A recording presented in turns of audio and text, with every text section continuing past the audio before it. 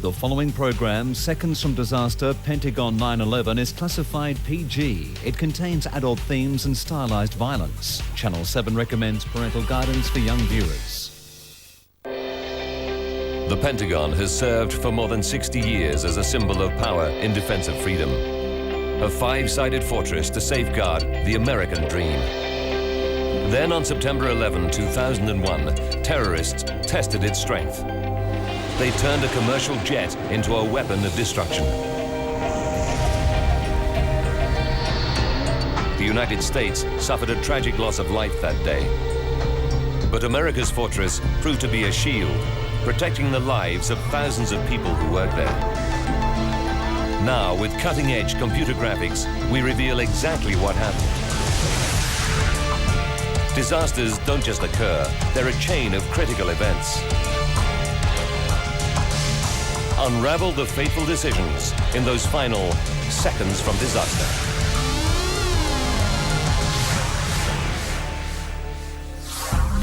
The United States of America, Arlington, Virginia. The Pentagon. September 11, 2001. 6:46 a.m. Daybreak. While many Americans are asleep, the citadel of American defense kicks into action. WTOP News Time. This is the 11th of September. Good morning. I'm Richard Day. Army Lieutenant Colonel Marilyn Wills is already planning her day. That morning, I called a girlfriend and asked if she could get the girls to school because I had to go and my husband had to go. So I kissed them, smacked them, I'm out. Marilyn is one of almost 23,000 employees who converge on the Pentagon every working day. Men and women, civilians, soldiers and sailors, Marines and airmen. The Pentagon is one of the largest office buildings in the world. Its 5 floors are made up of a unique 5-ring design. Almost 30 kilometers of corridors weave through more than 600,000 square meters of office space, the equivalent of 3 Empire State Buildings. It's a city unto itself, with all conveniences under one roof. And a high-tech operations center monitoring the building's safety and security. 7 a.m. Bobby Hogue, a top Marine Corps lawyer, arrives at the Pentagon. I had a standing breakfast meeting with the Assistant Commandant of the Marine Corps. We met at the General Officers Mess. Oh dark 30, as the Marines say. The day also begins early for those catching West Coast flights out of Washington Dulles International Airport.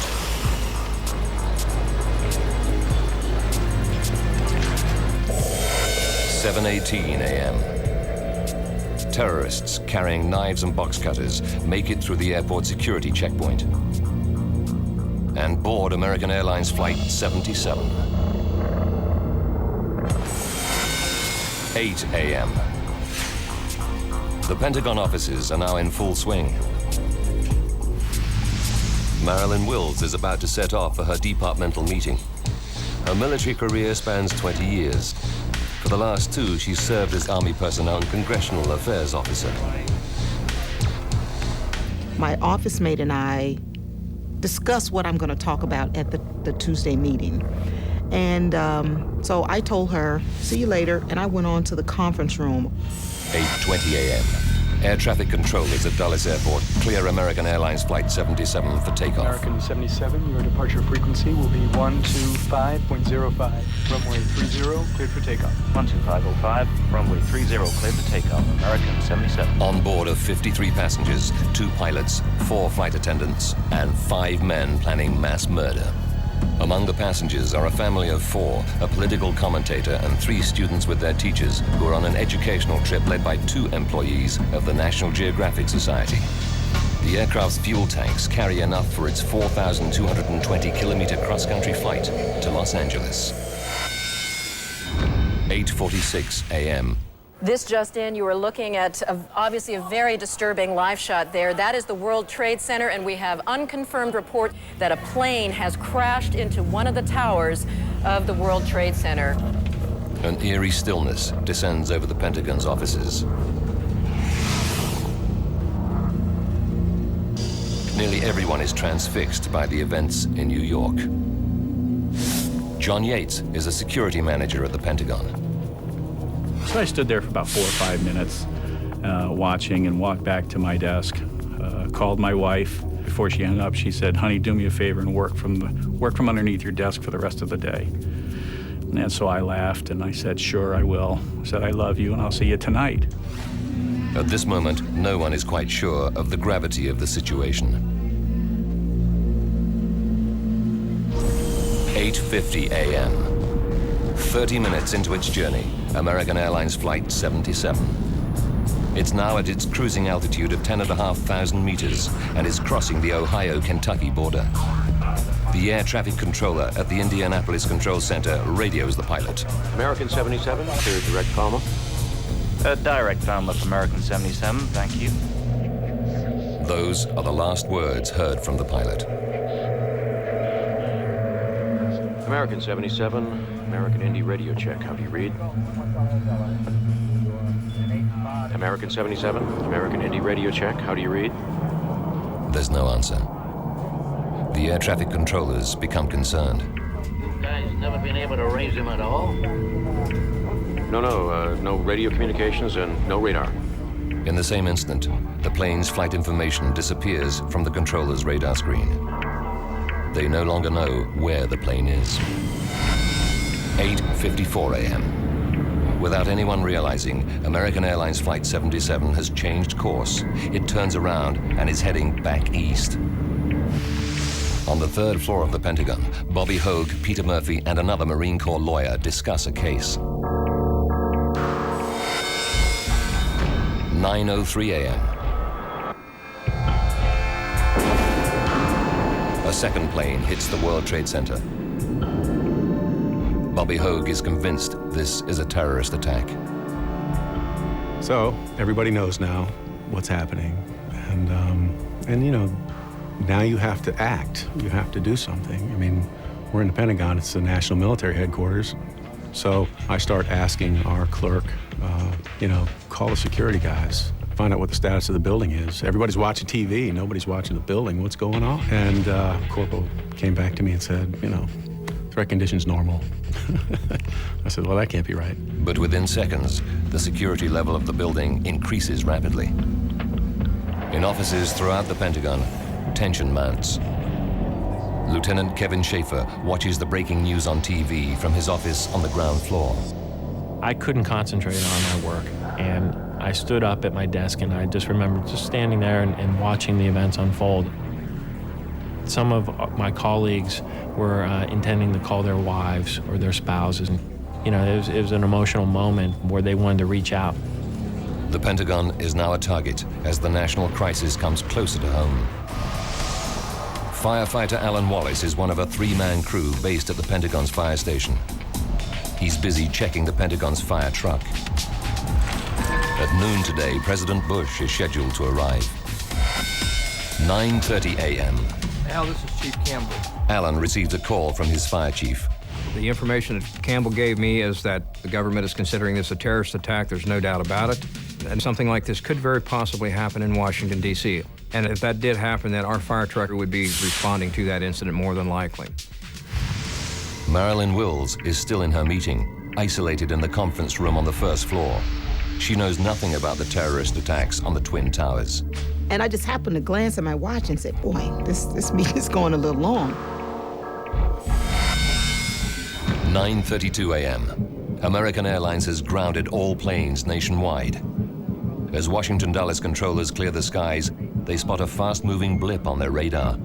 It was an unidentified plane to the southwest of Dulles, moving at a very high rate of speed. I had literally a blip and nothing more. Traveling at 750 kilometers an hour, the plane is heading straight for the protected airspace covering the Capitol and the White House. And it was just a countdown, 10 miles west, 9 miles west. And all of a sudden, the plane turned away. But the unidentified plane makes a dramatic 330-degree turn, nearly a complete circle. It's now heading directly for the Pentagon. We lost radar contact with that aircraft. And we waited, and we waited, and your heart's just beating out of your chest.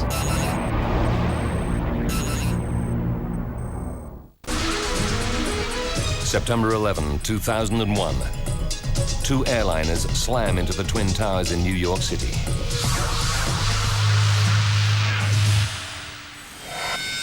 "9:32 a.m. Another aircraft has dropped off the radar and is heading straight for the Pentagon. At 9:37, firefighter Alan Wallace is outside the Pentagon's west wall by his fire truck. We passed the right front corner of the fire truck, and probably 15 feet further than that, and I happened to look up and look to my left, and there is an airplane. 9:38. The Boeing 757, now at 850 kilometers per hour, is 1 second from impact. It flies so low, it knocks down 3 streetlights and slams into the Pentagon's west side. A security camera captures the immediate aftermath. This is the only photographic evidence that exists of the impact. The plane tears through the west wall. Kevin Schaefer's office on the ground floor takes a direct hit. I just remember a gigantic fireball, the space exploding, and knocking me to the ground. I was on fire, and I knew I had to extinguish the flames, but it just happened so quickly, and truly, literally, the shock of the moment really disoriented me. John Yates and Marilyn Wills are on the first floor, immediately above the impact zone.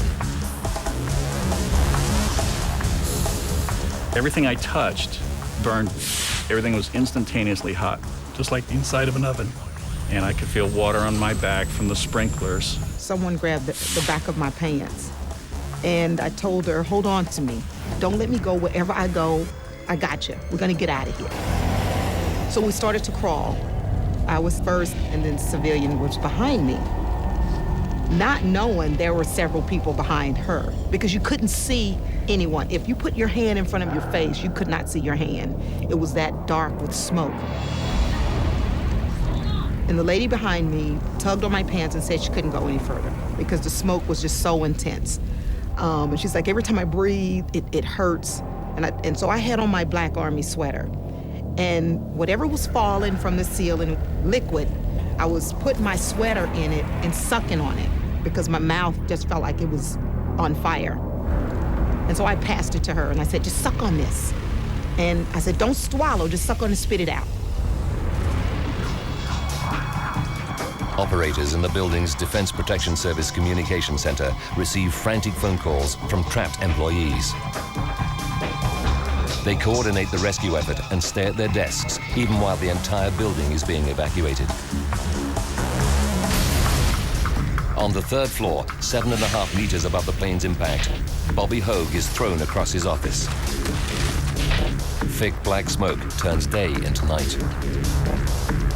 Bobby and 4 co-workers fight to breathe, desperately searching for a way out. But there's a problem with the escape route. To the south of us, the floor is obviously broken open, and that doesn't look stable. We were afraid, and we were in a tight spot. Firefighter Wallace dives for cover. He suffers only minor cuts and burns. The blast sets his fire truck ablaze, but without a moment's hesitation, he climbs into the burning vehicle to call for backup.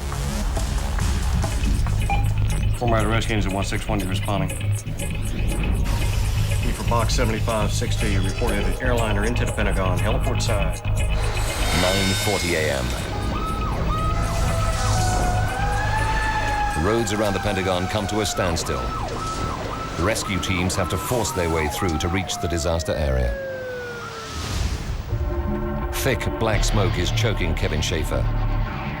But as he crawls over piles of hot debris and intense fires, he spots a possible escape route. I could see the sunshine almost, but it was all obscured by the smoke. I really just started racing towards that light, and I walked through this hole, and it was obviously this freshly blown out hole.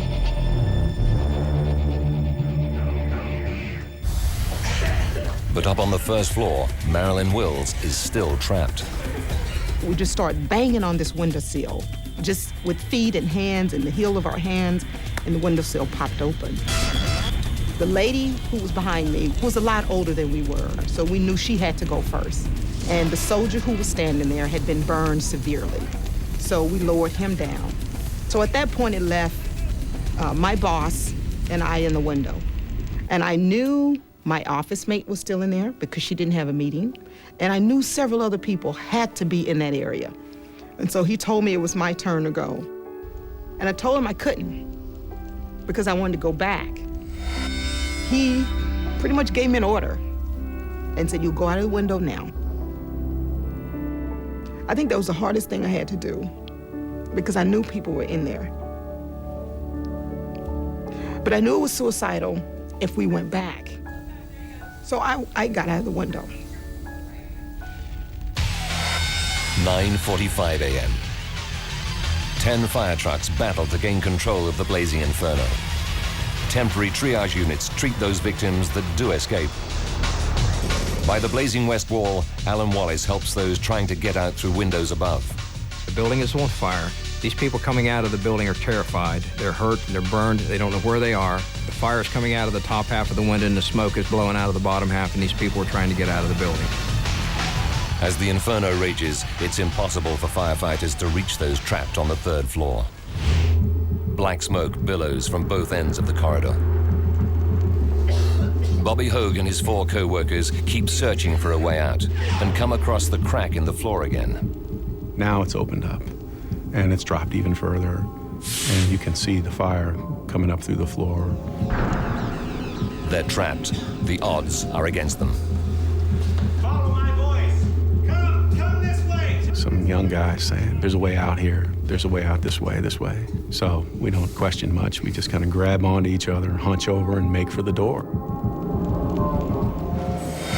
9:55 a.m. 17 minutes after the plane plowed into the Pentagon, firefighters hear the building creaking and cracking. Huge slabs of the floor are sinking.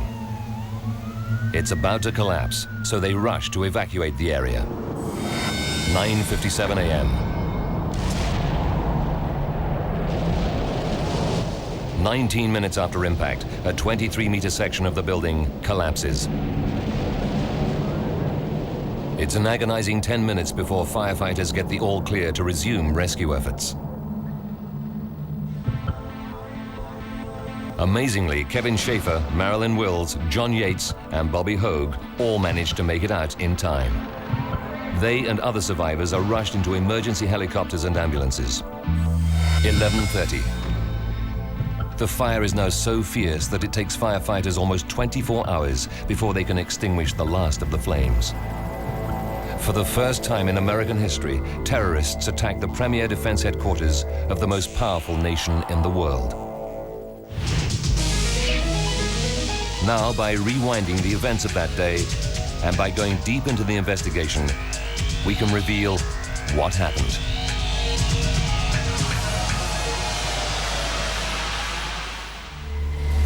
Cutting-edge computer graphics will take you where no camera can go, into the heart of the disaster zone.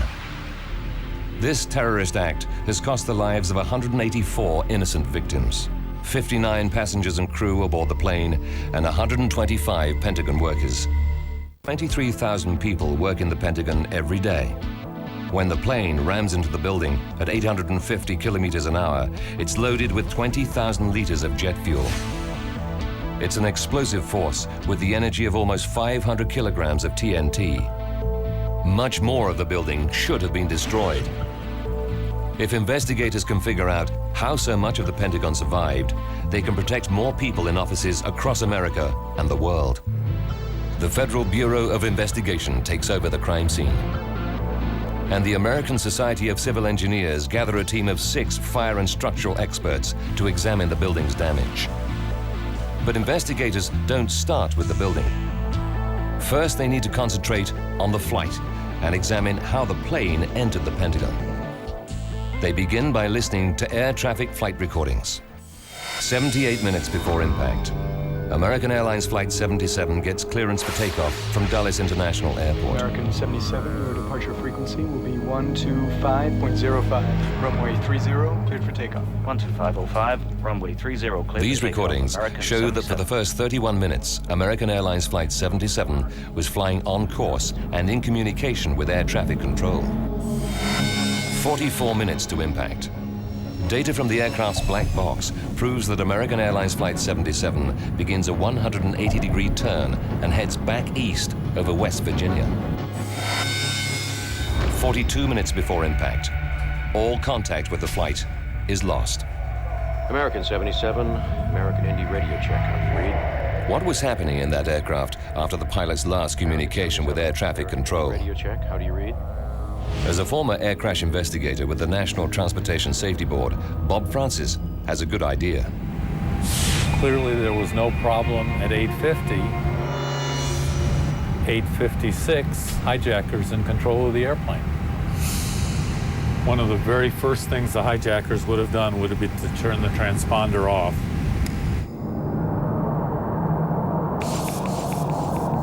The transponder is a device that relays the aircraft's flight details, its number, speed, and altitude, to air traffic control. With the transponder off, American Airlines Flight 77 is reduced to a small blip on the radar screen. They no longer knew which aircraft on their radar was American 77. They basically lost this airplane. It means that for 36 minutes, American Airlines Flight 77 is able to fly east towards Washington, D.C.'s protected airspace, undetected by air traffic controllers. The difficulty was that they were looking west because that was the direction that the aircraft had been going in, and they assumed that was the way that it was continuing to go. 6 minutes to impact. Suddenly, Washington Air Traffic Controller Danielle O'Brien sees the fast-moving blip headed for the White House. But before she can react, it disappears. 4 minutes to impact. The black box confirms that the plane has entered a dive. Dropping 670 meters, turning 330 degrees to line up with the Pentagon, it increases its speed to 850 kilometers an hour.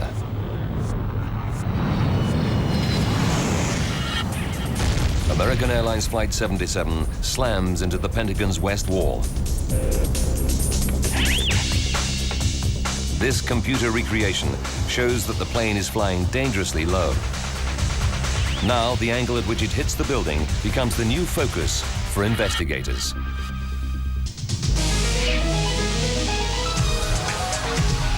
Five terrorists have hijacked an American Airlines jet and crashed it into the ground floor of the Pentagon.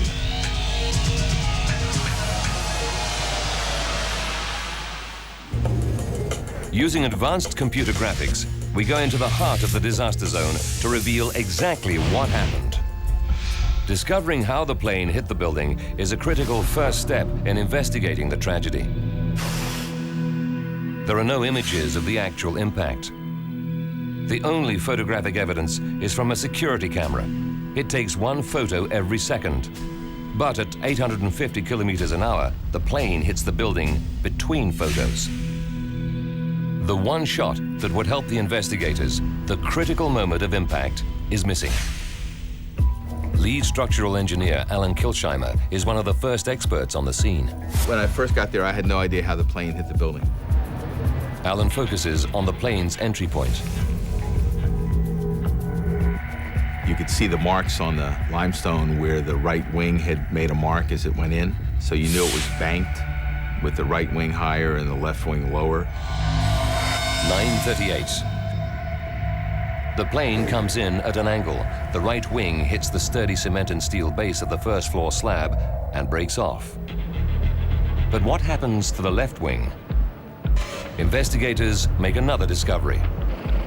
Just in front of the left side of the hole, they find pieces of an aircraft wing buried nearly half a meter into the earth. Investigators now know exactly how the plane hit the Pentagon. The plane approaches the west wall diagonally, flying nearly level with the ground. Until 0.1 of a second before impact, the plane rolls slightly to the left. At the moment of impact, the lower left wing and engine strike the ground at nearly the same instant that the nose hits the building. It's a critical piece of information because the angle at which it enters the building dictates the path the plane follows inside.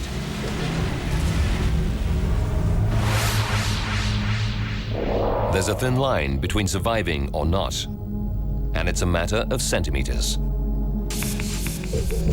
Now investigators want to know what happens as the plane plows through the building. For clues, they turn to dramatic footage of a controlled aircraft crash test. In 1984, the Federal Aviation Administration tested the effectiveness of a fire-retardant fuel by crashing a Boeing 720 aircraft in the Mojave Desert. They matched this experiment to what happens to Flight 77. First, they compare the speeds. The plane in the experiment was traveling at 274 kilometers an hour when it hit the tarmac.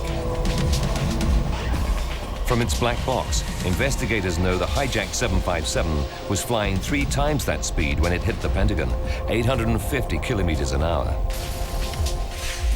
Then they compare the distances each plane traveled after crashing. The test crash Boeing 720 slid nearly 370 meters before it stopped. But the conditions of Flight 77 were not the same. It was traveling 3 times faster into a fortified building. Pentagon investigators find the furthest remnants of the plane only as far as 95 meters into the building. What investigators now want to know is how exactly did the building structure slow down the plane so much that it limited damage. Destruction to the ground floor is all they have to go on. In a new age of terror, structural experts need to find out how to protect people in office buildings against a terrorist attack. The plane crashed into the Pentagon with such force, it wiped out many of the supporting concrete columns. 20 meters in, 30 meters in. But then, at almost 50 meters inside the building, columns are damaged but still standing. Investigators are able to build a clear picture of what went on inside the Pentagon. So what really happened was that the entire plane disintegrated as it went through the building. This is the moment of impact. The aircraft's nose acts like a bullet, tearing an opening into the building's face. 1/100th of a second after impact, the plane hits the first 8 columns and begins to break up. 2/100ths of a second. There's still momentum, and what's left of the plane continues traveling forward through offices. 1/2 a second. The black box cockpit recorder and the landing gear punch nearly 100 meters into the building. These are the only recognizable parts of the plane to survive.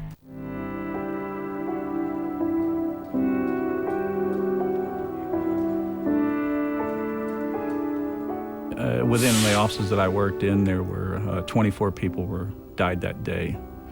3 people in my immediate office, my boss and 2 of my coworkers, and then 21 other of my friends.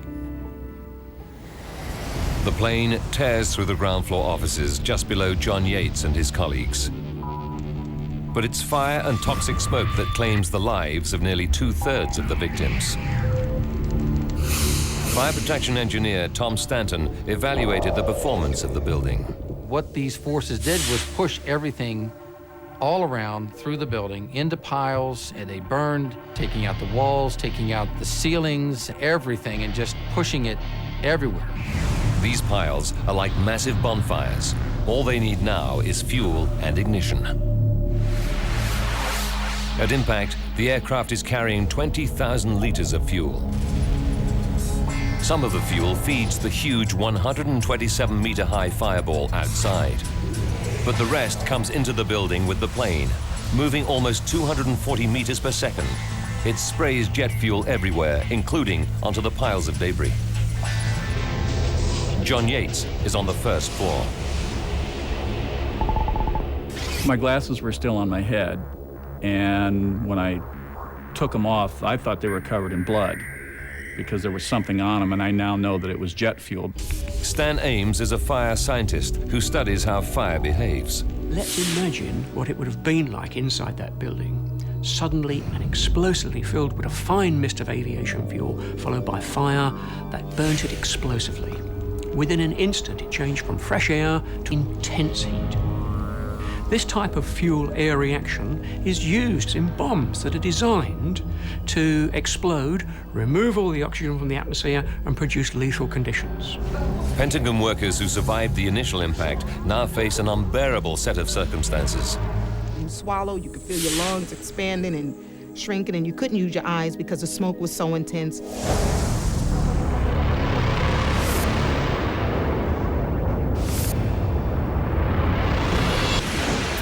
Conditions are intolerable.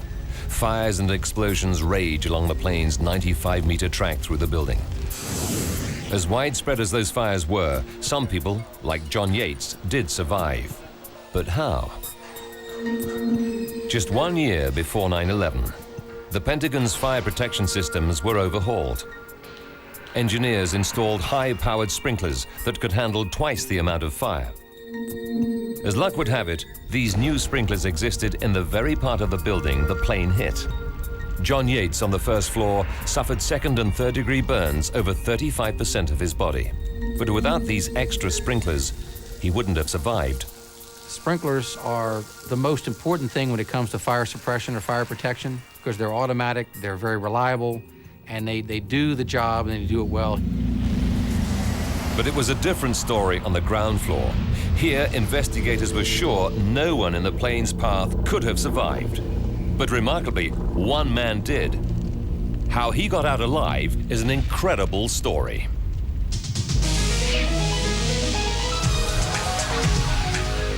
Fires rage in the west wing of the Pentagon after terrorists crash American Airlines Flight 77 into the ground floor.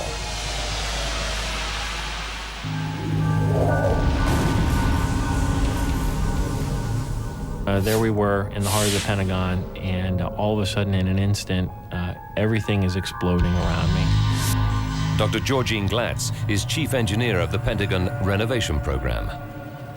You see all the damage, and you don't have a clue who behind those walls and desks survived. For answers, the Pentagon task force turns to those who did make it out alive. They plot their exact positions within the critical zone and listen to each gruesome story. 6 weeks into the investigation, Dr. Glatz has interviewed 30 survivors. Then she hears of a man still recovering at Washington Hospital Burn Center. His name is Kevin Schaefer. Her interview with Kevin reveals something remarkable. Kevin's desk was in the direct path of the plane on the ground floor. I just remember a gigantic fireball, the space exploding and knocking me to the ground. The forces of the plane, moving at almost 240 meters per second, drags fuel into the building, drenching stacks of debris, which ignite. How did Kevin survive? I took off in another direction and just literally started crawling and climbing over debris and through and around pockets of quite a bit of fire. As the plane comes into the building, it acts now like a big tank round. It's almost like if you're blowing up something in a rock quarry and you have milliseconds apart different explosions. That's what was happening. This film shows what happens during an explosion. The first stage is the bomb's lightning-fast blast wave. As energy pushes out from the explosion, it compresses air particles in its path to create a shock wave. It travels faster than the speed of sound, demolishing everything in its path. Using advanced computer graphics, we see in those milliseconds after impact how the blast wave moves through the Pentagon's ground floor. As the plane plows through the building, there are multiple explosions, spaced milliseconds apart, creating shock waves that follow a path of least resistance, bouncing off solid objects, moving in chaotic paths throughout the building. The ricocheting blast waves just miss Kevin. If he'd been standing just centimeters to his left or right, he would have been hit squarely by the blast waves. Had I been knocked unconscious, I don't think I would have survived in that space. I mean, I clearly wouldn't have. The blast waves that miss Kevin blow a hole into a roadway. This provided his only means of escape. Kevin got out by crawling another 28 meters. He suffered burns over 42% of his body and had 2 cardiac arrests while in hospital. How the blast waves that missed Kevin behaved has to do with the Pentagon's unique design. The Pentagon consists of 5 rings. The roadway that separates B and C rings is called A&E Drive. The shock waves raging through the ground floor are enclosed within 3 rings of offices. There was no way for the pressure from all these explosions to relieve itself. And the first time it could relieve itself is when it hit A&E Drive.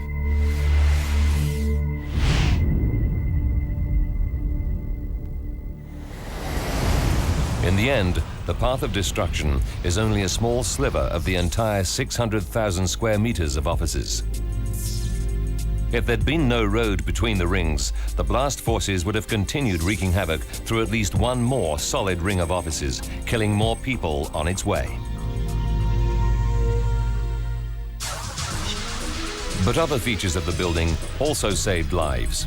To see them, we need to rewind to the moments after impact. Marilyn Wills and those in the human chain crawl across the first floor to escape. They're directly above the crash zone.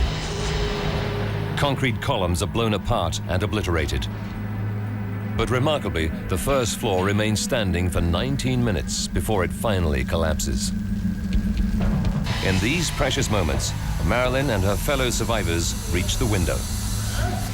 The whole investigation now focuses on understanding why this part of the building withstood a jet going at 850 kilometers an hour and why it didn't collapse upon impact. As investigators map the area, they find that 30 of the ground floor columns were wiped out and another 20 severely damaged. Structural engineers are mystified. With so many columns knocked out or damaged, what held up the building? They look back to 1941. Construction on the Pentagon began on September 11, remarkably, exactly 60 years before the terrorist attack. At the time, War Department officials believed there'd be no need for such a massive war headquarters after World War II. The building would become a warehouse for files. To support the heavy loads, construction workers put in extra beams and columns, and they added extra steel reinforcements. After 9/11, the Pentagon's lead reconstruction engineer, Alan Kilsheimer, built an exact replica of the 1941 beam and column system found inside the Pentagon. If you blew this column out right here, what would happen is this beam would say, there's nothing holding me up anymore. And it would say, geez, I better go along this steel line over to the next column and see if I can carry myself to the next column. The fact that these bars were doubled up like this, either in the bottom or the top, allowed that to happen. Kilsheimer took a closer look. Each column contained a continuous piece of reinforced steel from floor to ceiling. What this does is this stops these bars from bending outward, and it stops the concrete from in here from coming out of this cage. As the catastrophic forces raged through the ground floor of the Pentagon, they destroyed 50 columns along the path of destruction. But it's the reinforced steel within the remaining columns that kept the building up. This wouldn't happen in today's construction. What happens is if one of these breaks, the whole thing doesn't fail, while on a new building, if 1 or 2 of those break, the whole column could blow out. But investigators discovered another feature of the 1941 design which also saved lives. 3 minutes after the explosion, Bobby Hogue and his colleagues on the 3rd floor came across a crack in the floor. Then I stepped over what was the expansion joint that bisected our office. And that's when I really became aware that the building was in a state of collapse, or about to collapse, because it was clearly broken open. The floor had just cracked in half. The reason? The Pentagon's original designers added structural features called expansion joints.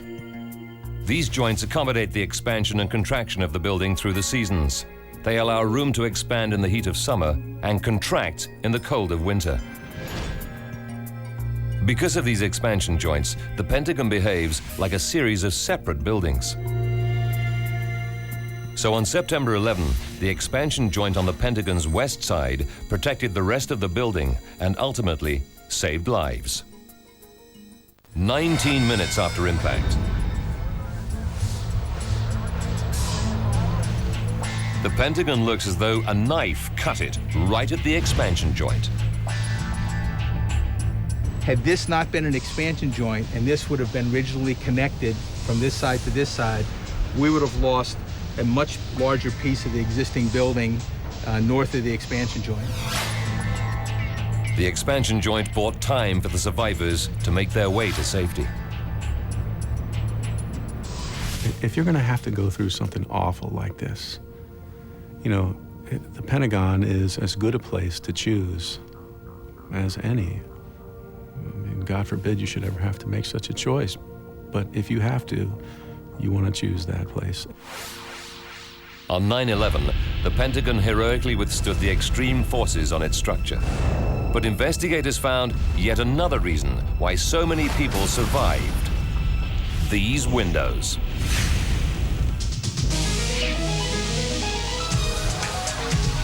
Investigators are uncovering the secrets of how the Pentagon withstood the 9/11 attack and how so many people survived.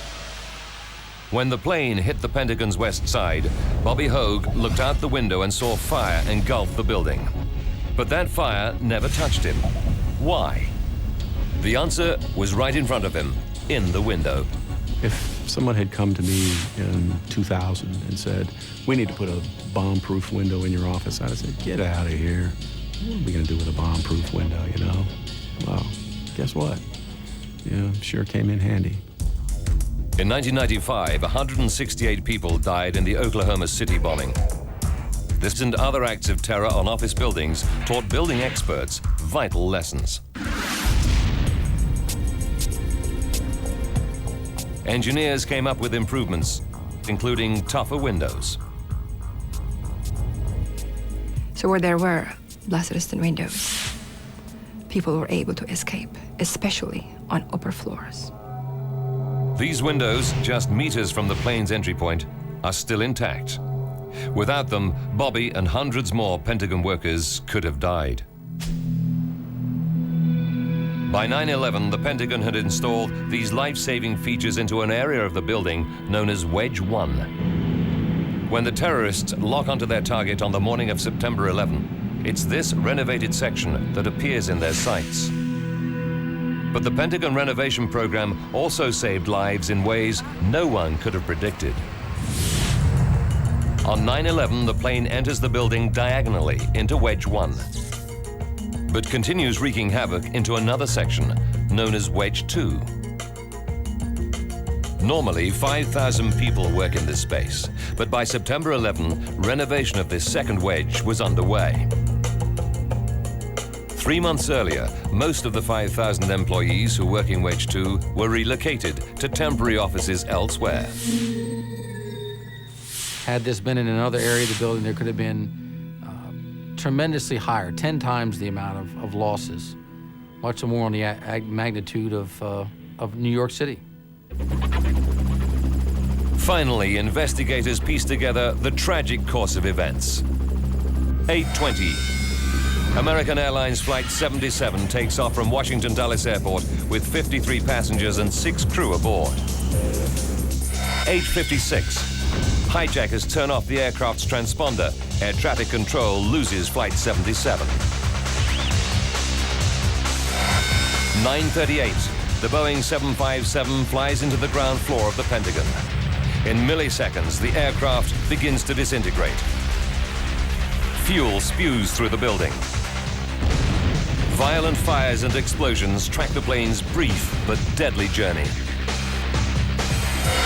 9:39. The sturdy 1941 construction with expansion joints and blast-proof windows withstands the impact. allowing many Pentagon workers to make their way to safety. 9:57, only 1/5 of the area hit collapses. All the passengers and crew and 125 Pentagon workers perish. The heroism of the Pentagon employees themselves saved countless lives. Any service member, a soldier, airman, Marine, it's something in you that you never leave your comrades. When that lady grabbed the back of my pants, I believe that was the best thing that happened to me that day. I was no longer responsible for Marilyn Wills. I was responsible for her and all of those people who followed her.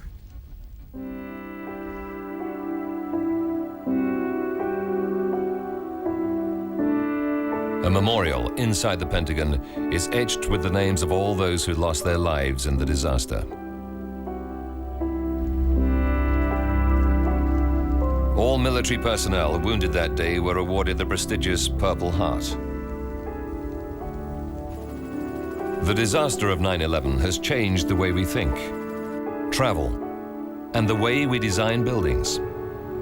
From ruin and heroism on 9/11, construction crews in only 1 year rebuilt the damaged area on the Pentagon's west side. It was a huge pride thing and still is to this day for everybody. That building is such a symbol of America's strength, and we've healed that building. The new walls restore the imposing appearance of the five-sided fortress.